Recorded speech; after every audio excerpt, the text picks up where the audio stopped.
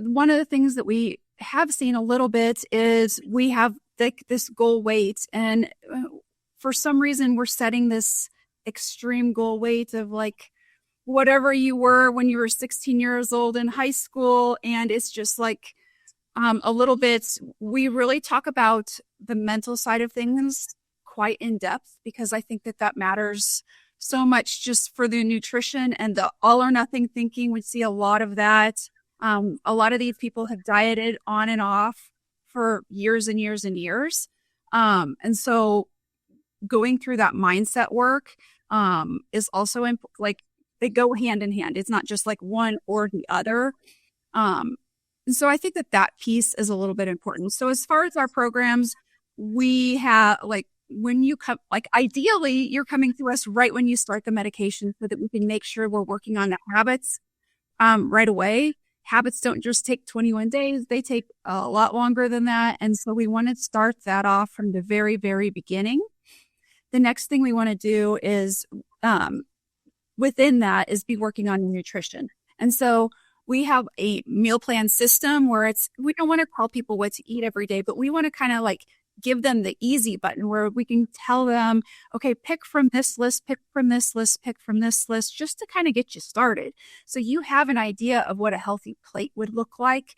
And you know enough about eating enough. I just have to repeat it again. Eating enough is so important. We see the people coming in eating 600 and 800 calories, and they're not getting enough nutrients. They're losing their hair because they're not eating enough nutrients, protein, and all the other vitamins and minerals that you need and you cannot get in your body with that amount of calories. And so we make sure that they get enough that they're still losing weight. Like that is important, losing inches, looking good in pictures, seeing progress, but then they're still, on the other hand, losing the weight.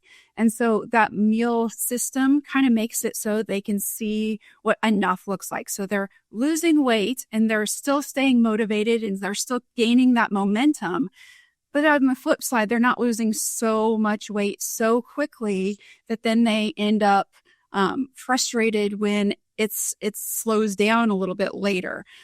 We like to really find that balance. And then we do have a program where we teach a little bit more about macros when they're ready to take that next step if they're wanting to track, just to make sure, again, that they get enough. I think that diet culture is definitely there, and it's not about eating less. It's about getting enough.